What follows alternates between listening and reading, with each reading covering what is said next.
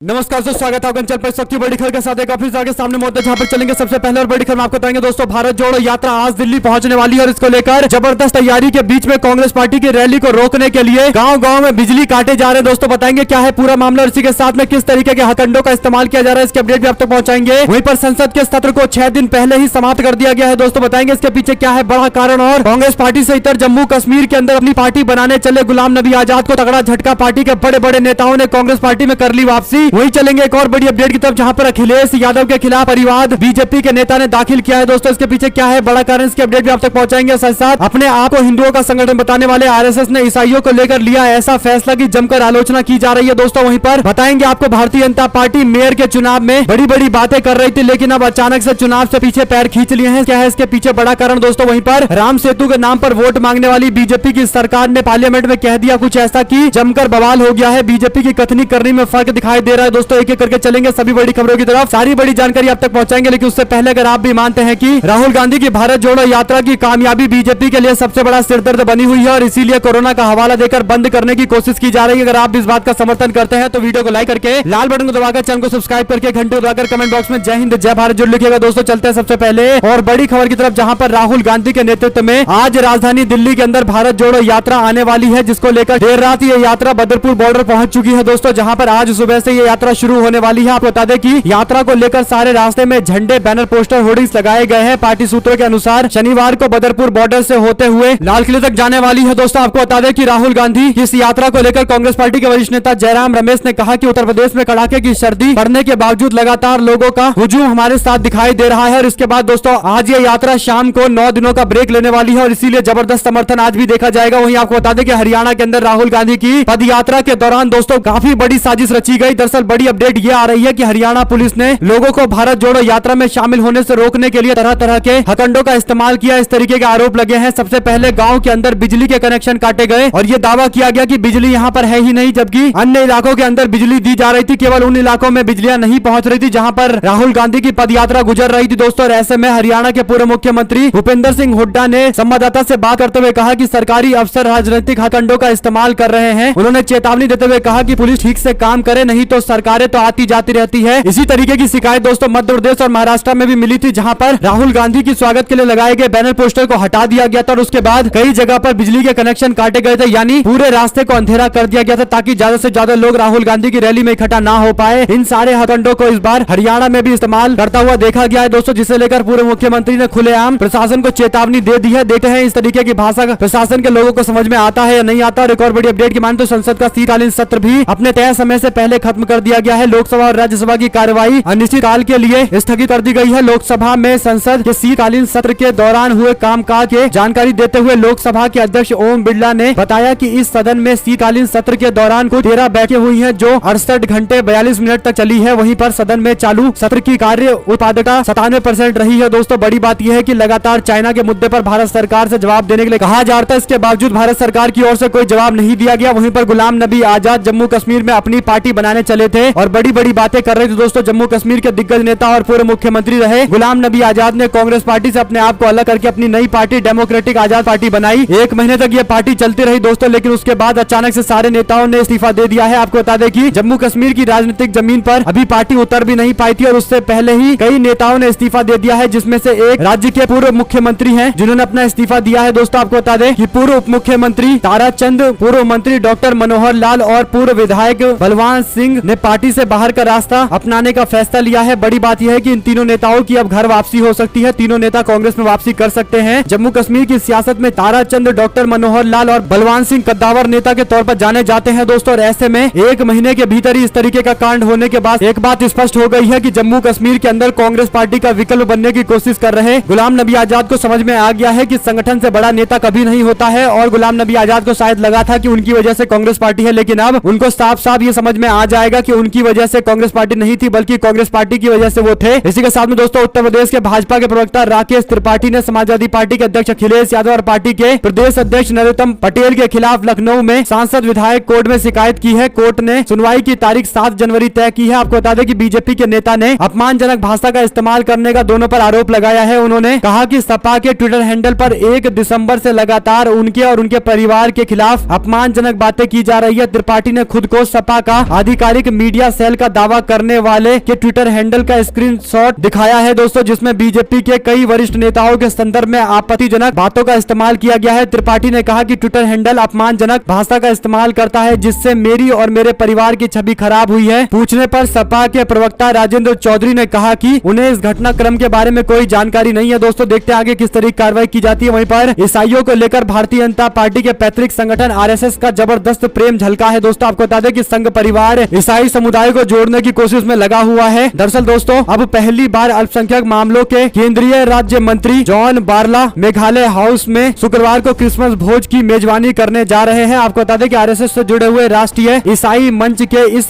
कार्यक्रम में जम्मू कश्मीर से लेकर केरल तक के चर्च के सारे प्रमुख मौजूद रहेंगे। आरएसएस के वरिष्ठ नेता इंद्रेश कुमार भी इस कार्यक्रम में शामिल होने वाले हैं। दोस्तों आपको बता दें कि पहली बार ईसाई मंच आरएसएस में बनाया गया है और वो कार्यक्रम भी कर रहा है। तो कुल मिलाकर दोस्तों 3-4 ऐसे राज्य है जहां पर भारतीय जनता पार्टी अपना विस्तार करना चाहती है और आरएसएस अपना सामाजिक विस्तार करना चाहती है। और इसीलिए दोस्तों केरल के अंदर ईसाई जनसंख्या भारी मात्रा में है और ऐसे में ईसाइयों को साथ में लाकर बीजेपी केरल के अंदर भी अपने पार्टी का विस्तार करना चाहती है और मेघालय के साथ साथ नागालैंड जैसे राज्यों के अंदर भी पार्टी को विस्तार करने के लिए ईसाई समुदाय के समर्थन की जरूरत पड़ेगी और इसीलिए आरएसएस की तरफ से इस तरीके की चीजें की जा रही है। हालांकि विपक्ष ने इस पर जमकर निशाना साधा है। बताएंगे क्या कहा है विपक्ष के नेताओं ने। दोस्तों वहीं पर दिल्ली के मेयर पद के चुनाव को लेकर भारतीय जनता पार्टी के लोग चुनाव के रिजल्ट सामने आने के बाद बड़ी बड़ी बातें कर रहे थे और अब एक और बड़ी खबर ये आई है कि दिल्ली के नगर निगम के चुनाव में आम आदमी पार्टी को 250 सीटों में से 134 सीटें, बीजेपी को 104 सीटें मिली थी। यानी आम आदमी पार्टी के पास स्पष्ट तौर पर बहुमत था। इसके बावजूद बीजेपी के नेता कह रहे थे कि नहीं, हम लोग मेयर का चुनाव लड़ेंगे, हम अपना मेयर बनाएंगे। जिसके बाद लोगों ने सवाल पूछा कि क्या खरीद फरोख्त की जाएगी भारतीय जनता पार्टी की तरफ से। उसके बाद दोस्तों बीजेपी के लोगों को समझ में आ गया कि 134 पार्षदों को तोड़ पाना काफी मुश्किल है और इसीलिए शायद अब बीजेपी के लोग मेयर और डिप्टी मेयर के चुनाव में अपना कैंडिडेट नहीं उतारने वाले हैं। देखते हैं बीजेपी के लोग जिस बात को कह रहे हैं क्या इसे पालन भी करेंगे या फिर तोड़फोड़ की जाएगी किसी और पार्टी में। रुक करते हैं एक और बड़ी अपडेट का दोस्तों, जहां पर अखिलेश यादव ने किसान दिवस पर पूर्व प्रधानमंत्री चौधरी चरण सिंह की प्रतिमा पर माल्यार्पण करते हुए उनके आदर्शों पर चलने का संकल्प लिया है। उनके साथ में मुलायम सिंह यादव और मैनपुरी की सांसद डिंपल यादव भी मौजूद रही। दोस्तों और एक और बड़ी अपडेट यह है कि भारतीय जनता पार्टी के लोग देश की जनता को कई सारे मुद्दे पर बेवकूफ बनाते हैं और एक ऐसा ही मामला सामने आया जहां पर सरकार ने संसद में कहा कि भारत और श्रीलंका के बीच में राम सेतु के पुख्ता साक्ष्य नहीं है, यानी कोई एविडेंस नहीं है जो पुख्ते तौर पर कहा जा सके कि वहां पर कोई ब्रिज था। दरअसल दोस्तों सरकार की ओर से जो जानकारी दी गई है उसके बाद जबरदस्त बवाल हो गया है। आपको बता दें कि स्पेस मिनिस्टर जितेंद्र कुमार ने गुरुवार को भाजपा के सांसद कार्तिकेय शर्मा के राम सेतु पर पूछे गए सवाल का जवाब दे रहे थे। उन्होंने कहा कि जिस जगह पर पौराणिक राम सेतु होने का अनुमान जाहिर किया जाता है वहां की सैटेलाइट तस्वीरें आ गई है। छिछले पानी में आइलैंड और चूना पत्थर दिखाई दे रहा है। यहाँ पर ये दावा नहीं कर सकते कि वहाँ राम सेतु के अवशेष हैं। कुल मिलाकर दोस्तों भारतीय जनता पार्टी के लोग राम सेतु जैसे मुद्दे को लेकर जनता के बीच में जाते हैं और कहते हैं कि कांग्रेस पार्टी राम सेतु को नहीं मानती, राम सेतु को कांग्रेस पार्टी की सरकार ने मान्यता नहीं दी। इस तरह के कई मुद्दे बीजेपी के लोग उठाते हैं, लेकिन जब खुद सरकार में है तो उनके मंत्री दावा कर रहे हैं कि ऐसा कुछ है ही नहीं। तो आप लोग समझ सकते हैं कि वोट के लिए बीजेपी किस स्तर पर चली जाती है और जब आप खुद सरकार में दोस्तों तो साफ तौर पर मना कर रही है। आप लोग इस पर क्या कुछ राय देना चाहेंगे लिखकर जरूर बताएगा। रुक करते हैं एक और बड़ी अपडेट का, जहां पर उत्तर प्रदेश के साथ साथ अब राजस्थान की राजनीति भी साधी जा रही है। दरअसल दोस्तों पूर्व प्रधानमंत्री चौधरी चरण सिंह की जयंती पर राजस्थान के भरतपुर में सीएम अशोक गहलोत, सचिन पायलट, जयंत चौधरी और पूर्व राज्यपाल सत्यपाल मलिक एक ही मंच पर दिखाई दिए। सीएम गहलोत भरतपुर के दौरे पर पहुंचे थे। भरतपुर के एमएसजे कॉलेज ग्राउंड के अंदर एक जनसभा का आयोजन किया गया था, जहां पर मुख्यमंत्री के साथ में सचिन पायलट भी मौजूद रहे। चौधरी चरण सिंह की जयंती पर दोनों नेता मंच पर थे दोस्तों। और बड़ी बात यह थी कि जयंत चौधरी आरएलडी के नेता उत्तर प्रदेश में नहीं बल्कि राजस्थान के अंदर कार्यक्रम कर रहे थे। और साथ साथ आपको बता दें कि आरएसएस के क्रिसमस भोज को लेकर छत्तीसगढ़ के मुख्यमंत्री भूपेश बघेल ने जबरदस्त तरीके से तंज कसा है। आपको बता दें कि राष्ट्रीय स्वयंसेवक संघ के द्वारा बुलाए गए भोज को लेकर उन्होंने कहा कि वोट क्या क्या ना करवाए, बीजेपी की जमीन खिसक गई है, इनको सिद्धांत से कोई लेना देना नहीं है, बस सत्ता पाना इनका एकमात्र लक्ष्य है।